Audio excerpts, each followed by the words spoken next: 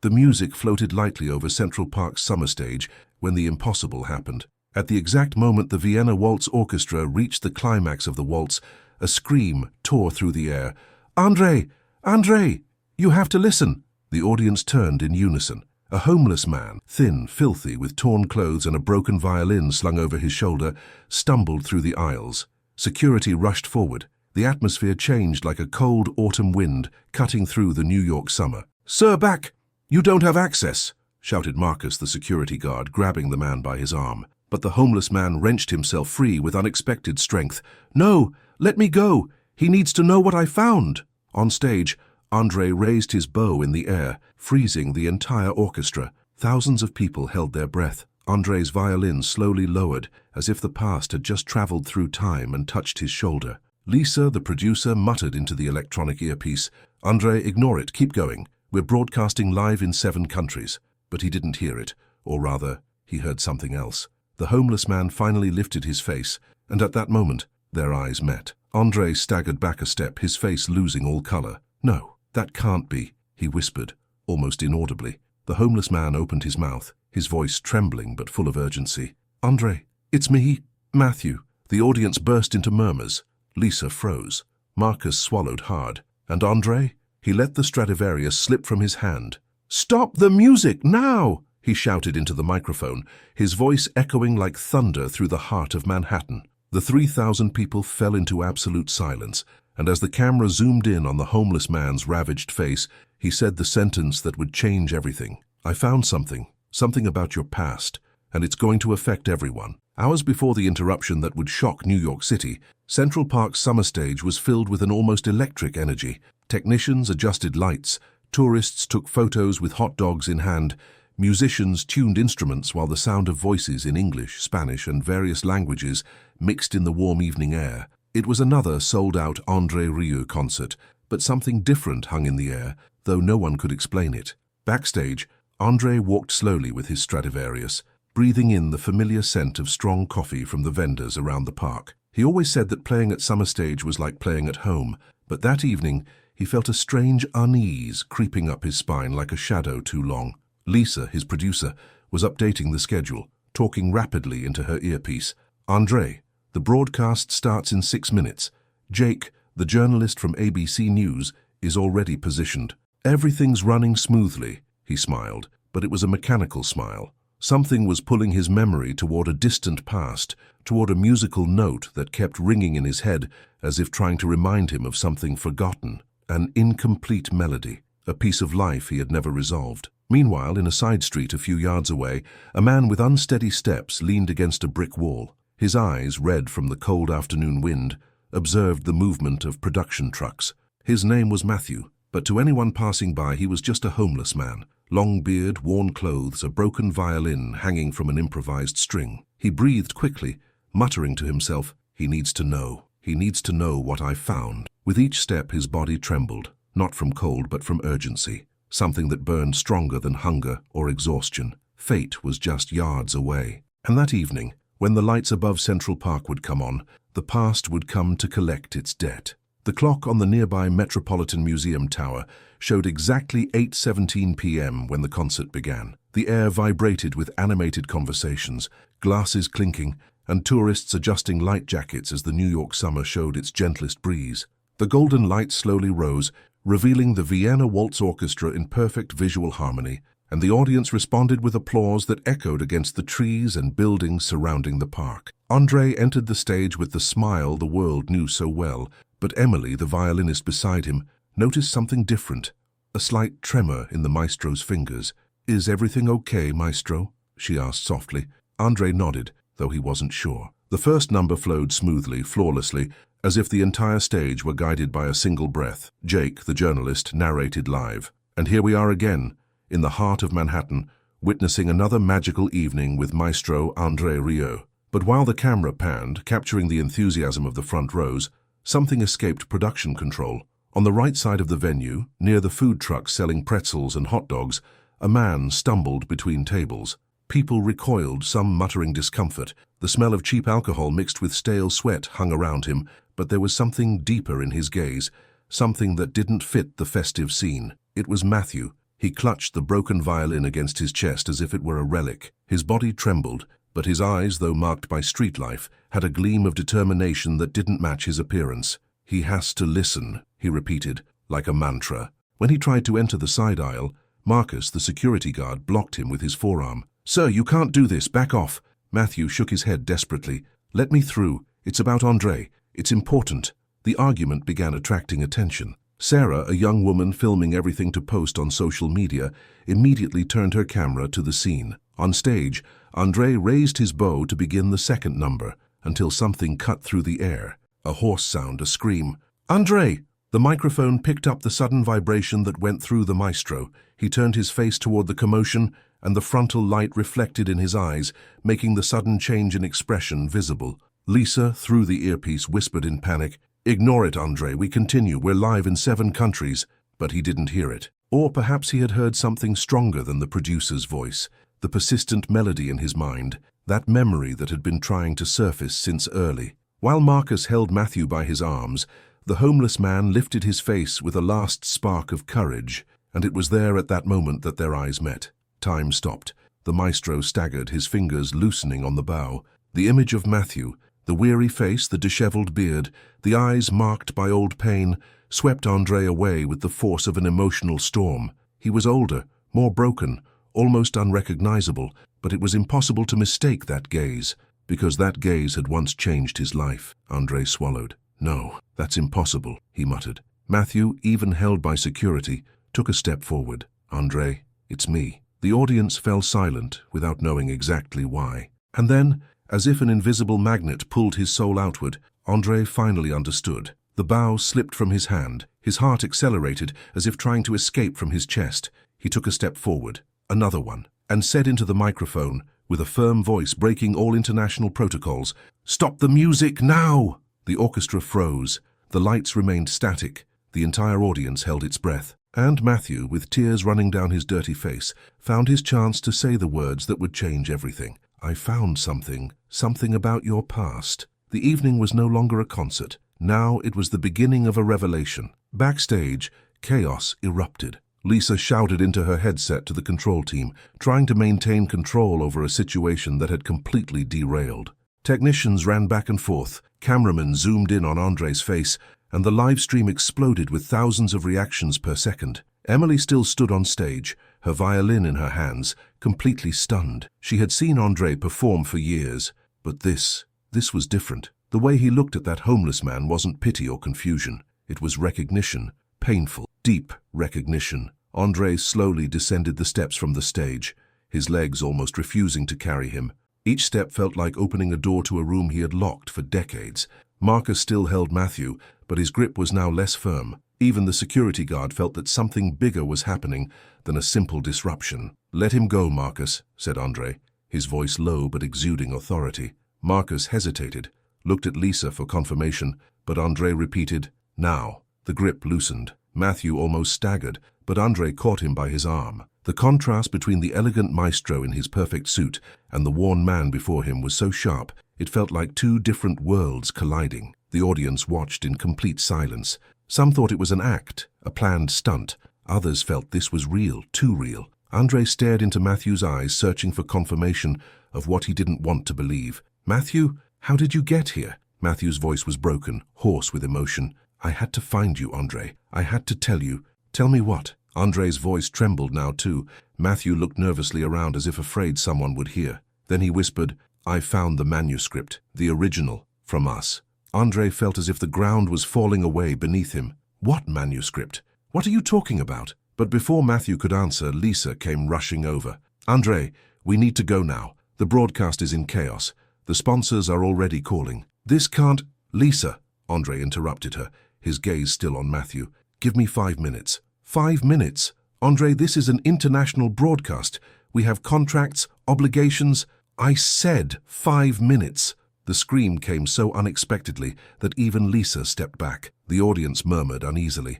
Cameras kept rolling. Jake, the journalist, whispered excitedly into his microphone, This is unprecedented. André Rieu'S has just stopped his own concert for a homeless man. What happens now is completely unpredictable." Matthew pulled something from his pocket, a crumpled old piece of paper. protected in a plastic bag. His hands trembled as he handed it to André. You need to see this. This changes everything. André stared at the paper as if it were on fire. He didn't want to touch it, not because he was afraid of what it was, but of what it meant. In the background, someone from the audience began to shout, "Keep playing, we paid for a concert." Others joined in. What's happening? Is this real? Why is he stopping for a homeless man? Marcus took a step forward. "Mr. Rieu'S, we need to remove him. The situation is becoming uncontrollable." But André shook his head. Slowly, with trembling hands, he took the paper from Matthew. He unfolded it, and what he saw made his world tilt. It was handwritten sheet music, old yellowed with fold lines that betrayed decades of being hidden, and in the corner, with handwriting that André immediately recognized, was a name he hadn't spoken aloud in 30 years. His breath caught. His hands trembled so badly that the paper rustled. "No," he whispered. "This can't be. This is—" Matthew nodded slowly, tears now flowing freely down his cheeks. "It's real, André. It's always been real." Suddenly a loud bang sounded in the distance. Not a gunshot, but a loud crash of a falling metal rack. People startled, some screamed. The tension was so high that every unexpected sound caused panic. Matthew grabbed André's arm in panic. "They're here. I knew it. They didn't want me to give this to you." "Who?" André looked around, confused. "Who's here?" "The people who kept this hidden, who don't want the truth to come out." Marcus intervened. "Sir, this sounds paranoid. We need to take him to a safe place and—" But Matthew shook his head wildly. "No, you don't understand. They've been following me. For weeks, I couldn't go anywhere. I had to wait until tonight, until the concert, because I knew they couldn't stop me in front of so many people." André felt a cold shiver run down his spine. This wasn't madness. The fear in Matthew's eyes was too real. Lisa's voice came through the headset, now more urgent. "André, security is reporting unidentified persons at the back entrance. We don't know who they are, but they're trying to get backstage." André's heart began to beat faster. He looked at Matthew, then at the manuscript in his hands, then at the audience waiting, confused and impatient. And at that moment, he made the hardest decision of his life. "Marcus, take him to my dressing room. Now. Emily, come with me. Lisa, stop anyone who's not on the guest list. But André, the concert waits." His voice was now calm but unwavering. This is more important."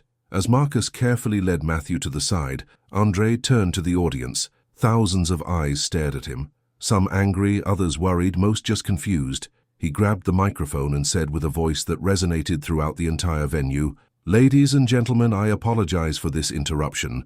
Something has happened tonight that I cannot ignore. I ask for your patience. We will resume in 10 minutes. The murmuring swelled. Some applauded, others whistled disapprovingly. But André wasn't listening anymore. He walked quickly behind Marcus and Matthew, the manuscript still clutched in his hands. As they walked through the narrow corridor behind the stage, André felt the walls closing in on him. The lighting flickered, a technical glitch, but it felt like an omen. Emily followed them, her violin still in her hand. "Maestro, what's happening? Who is that man?" André stopped, turned around, and for the first time in his long career, Emily saw real fear in his eyes. "Someone from a life I thought I'd buried, Emily. Someone who carries a secret that could change everything." And as they reached the dressing room door, they heard footsteps behind them, quick, determined footsteps. Marcus turned around, his hand automatically going to his belt. "Stop! Identify yourself!" A shadow moved in the half-darkness of the corridor, and then a figure appeared, a man in a dark suit, his face half hidden in shadow. "Mr. Rieu'S," the man said with a smooth, calming voice, "I believe you have something that doesn't belong to you." The man stepped into the light. He was tall, early 50s, with short cropped grey hair and a face that betrayed no emotion. His suit was expensive, his shoes polished until they gleamed. Everything about him screamed authority and control. André felt his stomach tighten. "Who are you?" "My name is William Bradford. I represent the American Musical Heritage Foundation." He spoke slowly, each syllable carefully articulated. "And the document you're holding belongs to our archive." Matthew recoiled, his eyes wide with fear. "He's lying. André, don't believe him." William completely ignored Matthew, his gaze fixed on André. "Mr. Rieu'S, we can resolve this in a civilized manner. Give me the manuscript and no one needs to have any trouble from this." Marcus stepped between them. "Sir, you don't have access to this area. I must ask you to leave." William smiled coldly. "Security guard, this goes far beyond your competence. This is a matter of national cultural importance." Lisa came running down the corridor, her face red with tension. André, there are now 3 unknown men at the main entrance. They're demanding access. They say they're from the Department of Cultural Affairs, but they haven't shown identification. André felt panic rising. This was no longer a coincidence. This was coordinated. William Bradford, you say? André's voice was now sharper. I know all the major cultural foundations in America. Your name doesn't appear anywhere. William's smile faded a fraction. We operate discreetly, Mr. Rieu'S. Not all cultural preservationists seek publicity, Emily whispered to André. Maestro, I recognize him. He was at the rehearsal hall earlier this week. I saw him talking with the administrator. André's heart skipped a beat. Why were you there? Routine inspection, William said quickly. Too quickly. We regularly check archives and collections. Matthew shook his head vehemently. Lies. He's been looking for me for weeks. He wanted the manuscript before I could get to you. William's face hardened. This man is unstable, Mr. Rieu'S. He has psychiatric problems, a history of addiction. You can't trust him. And I can trust you? André shot back. At that moment, the door at the end of the corridor opened. 2 men in dark suits entered, their movements synchronized, professional. They didn't look at André or Matthew. Their eyes were fixed on William, waiting for instructions. Marcus looked at Lisa. I'm calling more security. No, said André suddenly. Not yet. I want answers first. He held up the manuscript. This piece of paper, why is it so important that you show up with 3 men during a live concert? William sighed, as if speaking to an annoying child. Because it's part of a larger collection that was stolen 20 years ago from the Juilliard School. We're trying to recover the pieces before they appear on the black market. Stolen? André frowned. This isn't stolen. This is... He stopped because he wasn't sure what it was. He had barely been able to look at the manuscript before this circus began. Matthew grabbed André's arm. Don't listen to him. The manuscript isn't stolen. It was never part of an official collection. It was private. It belonged to... Enough! William's voice now sounded sharper, the facade of politeness crumbling. Mr. Rieu'S, you don't understand the situation. This document can cause damage to reputations, to historical truths, to whom? André interrupted. To which reputations? William hesitated. A fraction of a second, but enough. And in that silence they heard something else. A new voice, coming from behind the 2 men in suits. To yours, André. Everyone turned around. An elderly woman entered the corridor. She was in her early 70s, elegantly dressed in a dark blue coat, her grey hair perfectly styled. But it was her eyes that struck André, sharp, intelligent, and sad. André felt as if someone had punched him in the stomach. Mrs. Thompson, what are you doing here? The woman smiled sadly. I'm here to prevent you from making the same mistake I made 30 years ago, André. Matthew's face turned ashen. No, not her. Not now. William stepped aside, as if making room for someone with higher authority. Mrs. Thompson walked slowly toward André, her cane tapping on the tile floor. I see that Matthew gave you the manuscript. I had hoped to prevent that. André's voice was barely a whisper. You knew about this? I've known for 30 years, boy. She sighed deeply. I'm the one who hid it. The silence that followed was suffocating. Lisa looked bewildered between André and the woman. Who is this? André swallowed with difficulty. This is Margaret Thompson, my first music teacher. The woman who discovered me when I was 6 years old. Mrs. Thompson nodded. And the woman who made a terrible choice to protect a young career.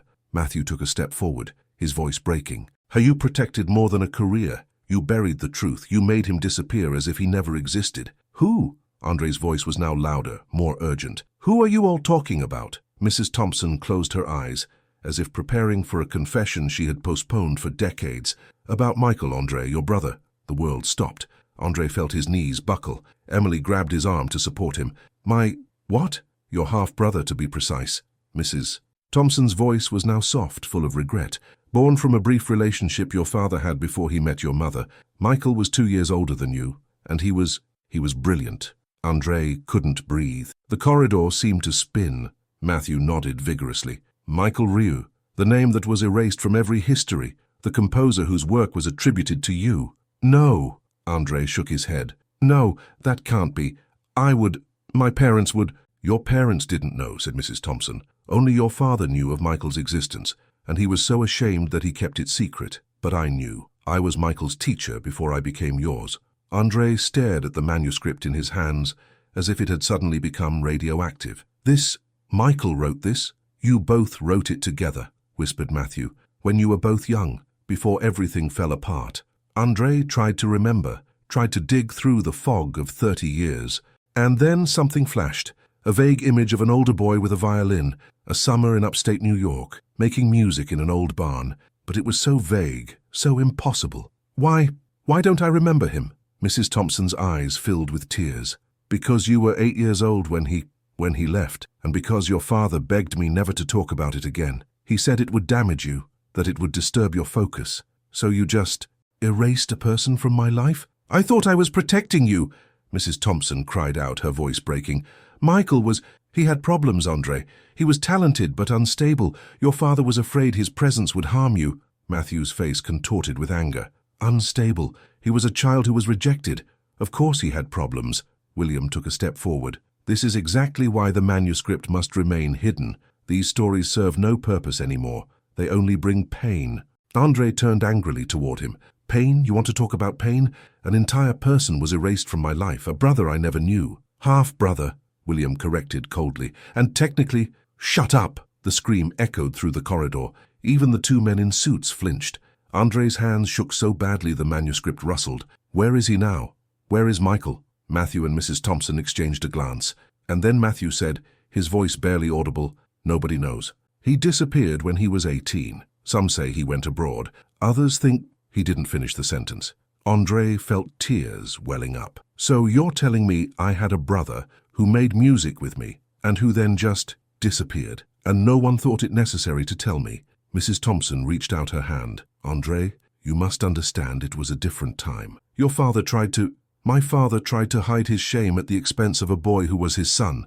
The door at the end of the corridor flew open. A young woman in a blazer ran in. Mr. Rieu'S, the audience is getting restless. There are people leaving. The media is asking questions. We need to decide what to do now. Lisa looked at André. We need to resume the concert or officially cancel. We can't stay in limbo any longer. André looked at the manuscript, at Matthew, at Mrs. Thompson, at William, and then he made a decision. I'm going back to the stage. Everyone stared at him. But André, Lisa began, you can't just...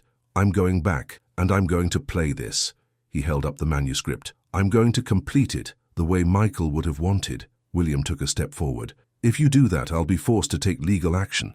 That manuscript is property of whom? André shouted. Of my brother. Then it's mine now, of a stolen collection. Prove it, or are you just afraid of what this will reveal? Mrs. Thompson whispered, André, please, think about your reputation. André turned to her, his eyes burning. My reputation is built on lies, apparently. Maybe it's time for the truth. He walked toward the door, the manuscript firmly in his hand. Matthew called after him, André, wait, there's more. There's something you need to know about the ending of the piece. André stopped, turned halfway. What? Matthew hesitated, his face contorted with pain. The last measures, they weren't written by you two. They were added later, by someone else. André frowned. By whom? And then, from somewhere deep in the shadows of the corridor, a voice sounded that no one expected, a voice that made André's blood freeze. By me. Everyone turned around. From the darkness stepped a man, thin, with long grey hair, a beard, dressed in simple clothes. His face was marked by time and hardship, but his eyes were unmistakable. André almost dropped the manuscript. His lips formed a word he couldn't speak, but Matthew did it for him, his voice full of disbelief. Michael? The man nodded slowly. Hello, little brother. I'm sorry it took so long. The silence that followed was so deep, you could hear everyone's hearts pounding in the corridor. André stared at the man as if seeing a ghost, and perhaps that's what it was. A ghost from a past he didn't even know he had. Michael stepped further into the light. His face was thin, the skin weathered by years outdoors. His hands were rough, the nails torn, but despite everything, there was something in his posture, a dignity, a strength that hadn't been broken. You're... André couldn't find the words. Michael smiled sadly. I'm the brother they cut from your life, the composer whose name they erased, the musician they tried to bury. Mrs. Thompson staggered, her cane trembling in her hand. Michael, we thought you were dead? Michael laughed bitterly. You would have liked that, wouldn't you? Neatly closed. No loose ends. William took a step back, his face suddenly pale. This changes nothing. The manuscript remains. The manuscript is mine, said Michael, his voice suddenly hard as steel. I wrote it. André and I worked on it when we were children, yes, but I completed it. I added the final movement, and I hid it before they could take everything from me. Matthew nodded vigorously. That's why I searched for it. That's why I had to give it to André. He deserves to know. André felt dizzy. Too much information. Too fast. Wait a minute. If you're Michael, if you're alive, why did you never look for me? Michael's eyes filled with pain. Because I was trying to survive, André. After Father sent me away, after Mrs. Thompson told me I had to stay out of your life, I had nothing. No family, no money, no future. I was 18 and completely alone. He walked closer to André, each step deliberate. I tried to make music, but without connections, without support. I sank. First small gigs, then nothing at all. I ended up on the streets for years. André's throat tightened. And you never tried to make contact. I did, Michael cried out, dozens of times, but every time I was stopped. Security people, managers, lawyers, they all said the same thing. Mr. Rieu'S doesn't want to be disturbed by strangers. André looked at Mrs. Thompson. Did you know about this? She couldn't look at him. I thought it was better. Better? André's voice broke. You kept my brother from me. You let him live on the streets while He couldn't finish the sentence. The guilt was too overwhelming. Lisa took a step forward, her face tense. André, I understand this is emotional, but we still have a crisis. The audience is waiting. The broadcast is interrupted. We need to... The audience can wait, André said sharply. Michael looked at his brother. You don't have to do anything for me, André. I didn't come to disrupt your career. I came because Matthew told me he had found the manuscript. I had to make sure it got into your hands. Why? Why is it so important? Michael took a deep breath. Because it proves that our connection was real, that the music we made together wasn't invented, and because it's the only piece that Father couldn't destroy. André felt tears running down his cheeks. Father knew all this? He knew everything, and he chose to let me go to protect you. He said 2 musical sons was too complicated. That I was the weak link, William interrupted, his voice businesslike. This is all very touching, but it doesn't change the legal situation. That manuscript contains material that must be protected under what? Michael shouted. Under what law can you steal someone's life? The 2 men in suits moved uncomfortably. They were clearly not prepared for this emotional confrontation. Emily whispered to André, Maestro, the press is now backstage. They're trying to get in. This will be world news in minutes. André wiped his eyes. He looked at the manuscript in his hands, then at Michael, then at Matthew standing nervously by the wall, and then he made the hardest decision of his life. Michael, will you come on stage with me? Everyone stared at him as if he'd gone mad. Michael shook his head. André, I can't. I haven't played in years. I'm not. You're my brother. And this is our piece. We complete it together. Lisa grabbed André's arm. André, think, this will destroy your reputation. The media will tear you apart. Sponsors will walk away. André looked her straight in the eyes. Lisa, my whole life has been built on a lie. Maybe it's time to live with the truth, whatever the cost. William made one last attempt. Mr. Rieu'S, I warn you, if you publicly play this manuscript without legal approval, there will be consequences. Let them come, André said coldly. He took Michael by the hand. Please, let me make this right. Let me fix Father's mistake. Michael's eyes filled with tears again. He looked at his hands, rough, damaged by years of hard living. I don't know if I can still play. Matthew came forward and gave Michael his broken violin. It's not much, but it's all I have. Use it. Michael took the violin, his fingers trembling as he touched the strings. The instrument was indeed broken, cracks in the wood, loose strings, damaged bow. But when he placed it under his chin, something magical happened. His body remembered. His fingers found the positions as if they had never left. He drew the bow across the strings, a single trembling note, and that note was perfect. André smiled through his tears. You're still there. The musician in you never disappeared. Michael nodded, unable to speak. Mrs. Thompson took a step forward. André, Michael, I know I've done terrible things.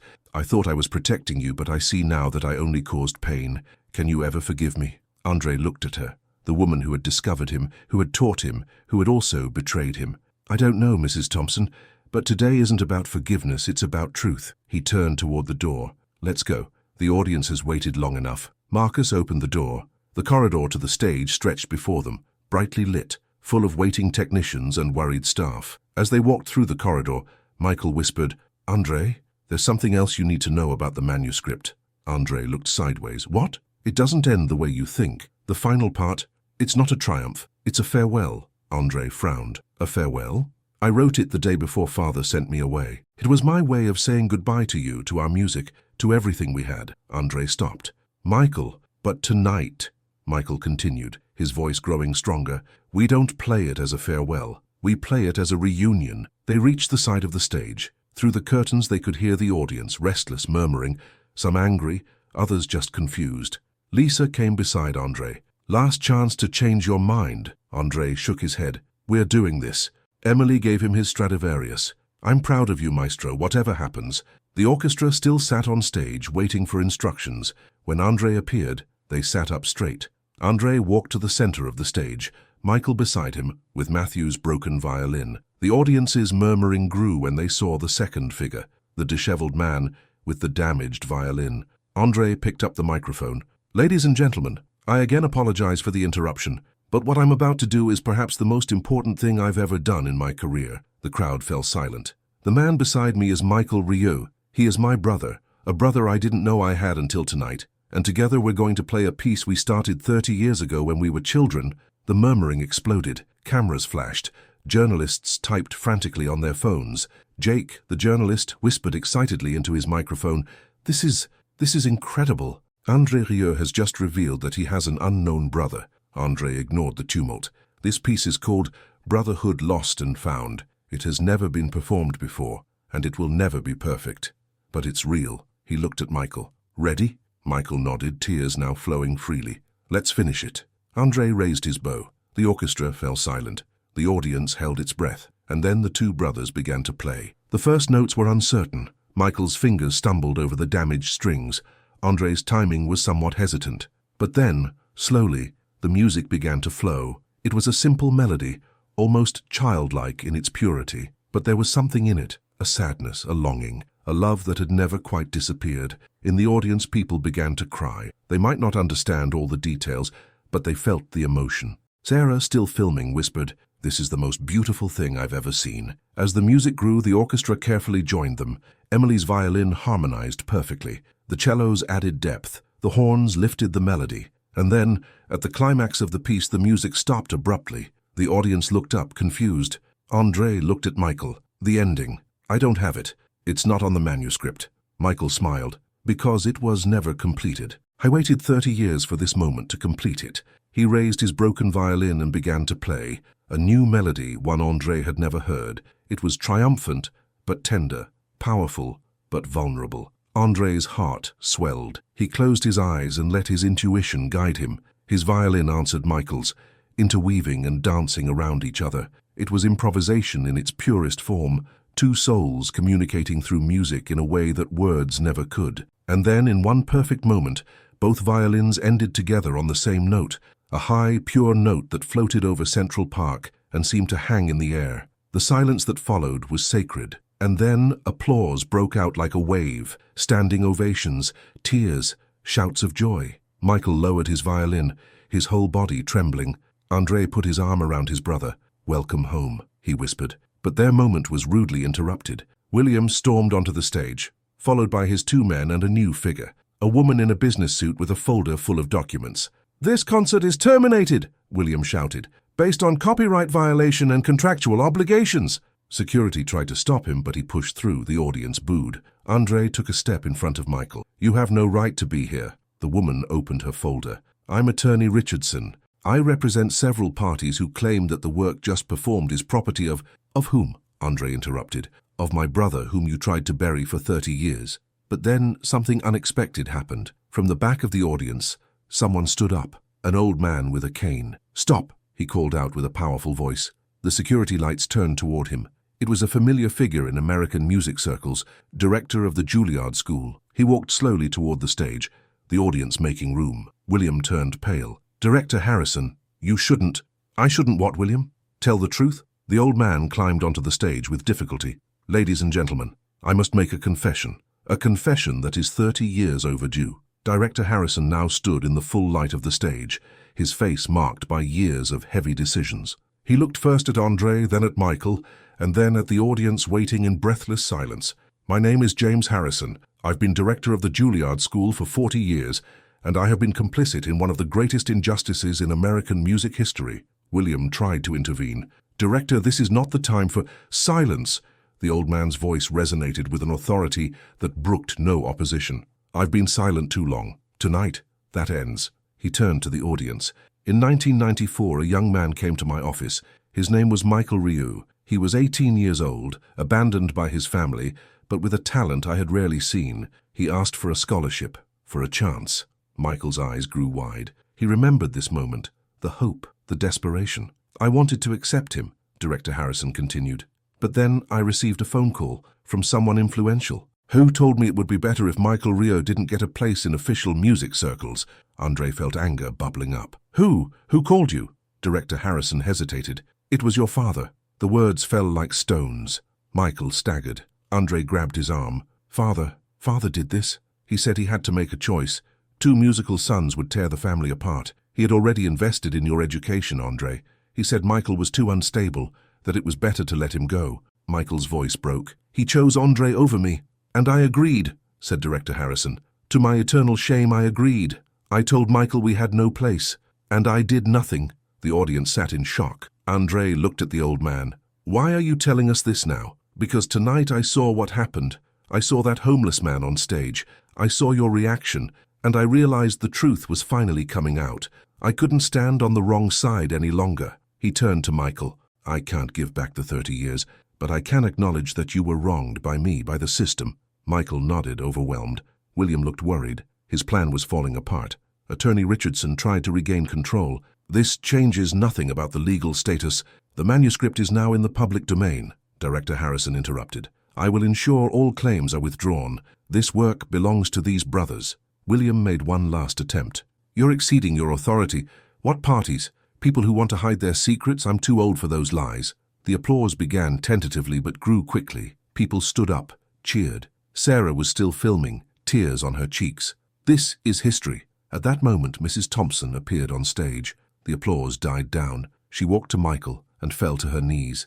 "Michael, I was the one who advised your father to send you away. I said 2 musical sons was too complicated. I destroyed your life." Michael looked at her. "I beg for forgiveness," she said, "even though I know I don't deserve it." Michael crouched beside her and helped her up. "I forgive you, not because you deserve it, but because I refuse to live the rest of my life in bitterness." Mrs. Thompson sobbed. Michael looked at André. "We've lost 30 years. Let's not waste another second."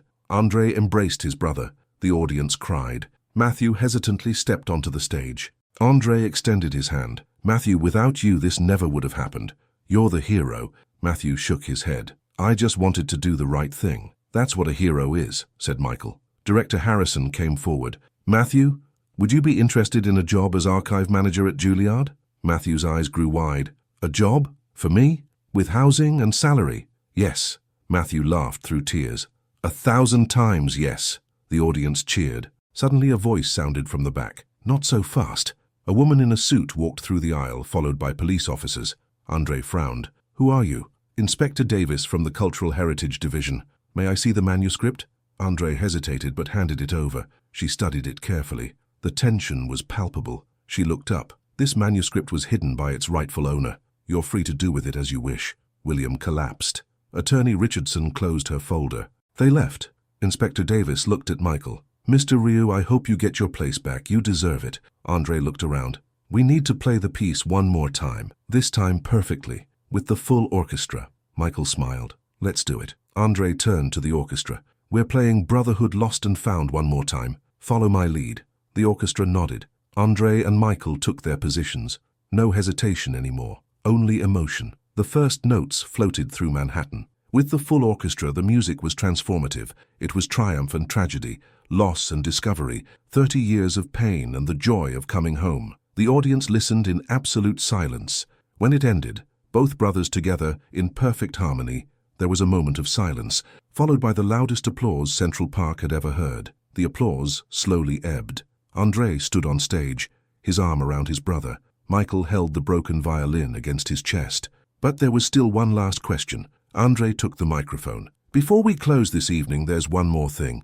Michael, where have you been all these years?" Michael swallowed. This story he had never shared. But here, under the stars of New York, he felt the strength. "After Father sent me away and Juilliard rejected me, I wandered through America. I tried to find work, but without a degree. Nobody wanted me." His voice trembled. I ended up in New York, sleeping under bridges. I still had my violin, old, cheap, but all I had. I played on the streets for change. The audience listened breathlessly. In 1997, I saw a poster, an André Rieu'S concert. My little brother was famous, and I was nobody. André's grip tightened. I went to that concert, in the back, in the cheapest seats. I saw you play, André. I saw you shine, and I knew Father had made the right choice. No, André whispered. He didn't. At that moment I thought so. So I disappeared deeper. Boston, Philadelphia, Chicago, everywhere playing music for passers-by, sleeping in shelters or on the streets. Emily listened with tears. But I kept playing, because music connected me to who I was, to you, André. He looked at Matthew. A year ago I met Matthew. He refused to give up. He told me about his search for the manuscript. Matthew nodded. I heard the story in a shelter, an old musician mumbling about it. 2 young brothers, a hidden composition. I had to know. Why was it so important? Asked André. Matthew's eyes filled. Because my own brother disowned me when I ended up on the streets. He was ashamed. So when I heard about Michael, I had to help. I wanted your story to end differently. The audience cried openly. André felt overwhelming emotion. You taught me something. Success means nothing without love. Music means nothing without connection. He turned to the audience. From tonight, everything is different. I no longer play as a solo star. I play as André Rieu'S, brother of Michael. Every concert will be dedicated to restoration. The applause was deafening. Michael raised his hand. André, I don't want to steal your fame. You can't steal what was already yours. We're partners. Always have been. Lisa came forward. We need to give Michael everything. Violin, clothes, housing, training. Everything, said André. He gets everything. Mrs. Thompson stepped forward. I would like to help. Michael, if you want, I'll help you regain your technique. Michael looked at her. I would like that. André smiled. Then we start tomorrow. Sarah called from the audience.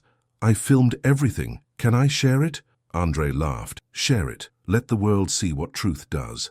Jake added, this story is going worldwide. Tomorrow on every front page. Let it come. Suddenly someone began to sing the melody they had just played. Other voices joined in. Within seconds, the entire venue was singing. Thousands of voices united. André and Michael listened. Their music, carried by strangers, now connected. Emily grabbed André's hand. Maestro, this is the most beautiful moment ever. For me too. André took the microphone one last time. This evening began as a concert. It ended as a reunion, justice, humanity. I thank you, and I promise, the music Michael and I make will surpass everything. The applause thundered. André turned to his brother. Ready to go home?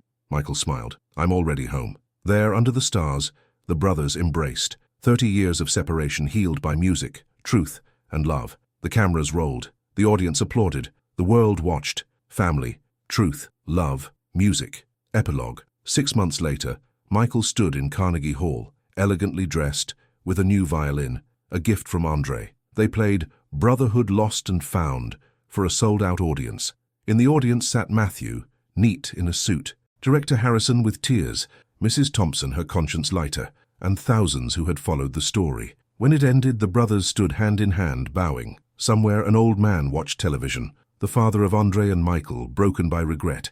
Tears flowed as he watched his sons together. He picked up the phone, trembling, and called. André, it's Dad. I need to talk to you both. Long silence. Then André's voice.